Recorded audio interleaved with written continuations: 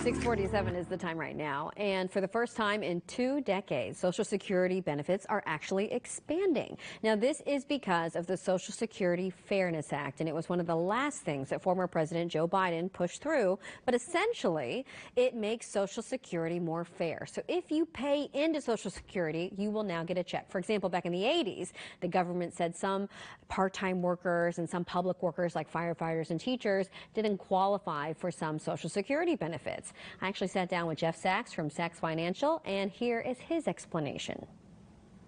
And up until now, or at least for the last 40 years or so, any credits you earned, you weren't getting that Social Security, even though you deserve it. So now, as a part-time worker, you can build those credits for Social Security, and then when you retire, receive them. It is kind of, I don't want to say crazy, but it does seem unfair that you would pay into something and not get the benefits. Right. Like you would be penalized for being a public worker or a part-time worker. Yeah, they considered it almost double dipping is part of the rationale they did back in the 80s when they were trying to either extend the life of Social Security or reduce some budget deficits.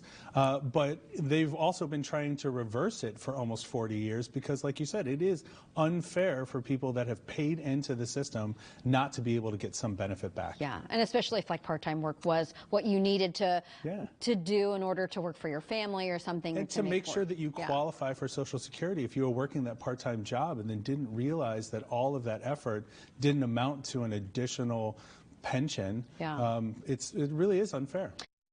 So this just went into effect, but the average person on Social Security could get $360 more a month in their checks. Some people could even get a payout for 2024. And we should mention this could impact tens of thousands of people in Missouri, up to 2 million nationwide.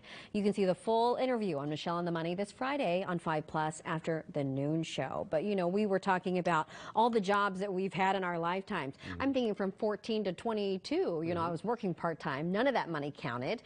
And I think about people who might be working part-time for their families, like moms, for example, you know, who are trying to make ends meet and also just get a little extra cash. Well, now, you know, they will get some money back because they pay into it. But I just think it is much more fair. It seems like it anyway. A lot of questions as we head into 2025 under a new administration, but ideally this should be going through. It's also crazy to think about all the jobs I had back when I was a kid, odded in jobs where you didn't fill out an application. All that money, gone, Anthony.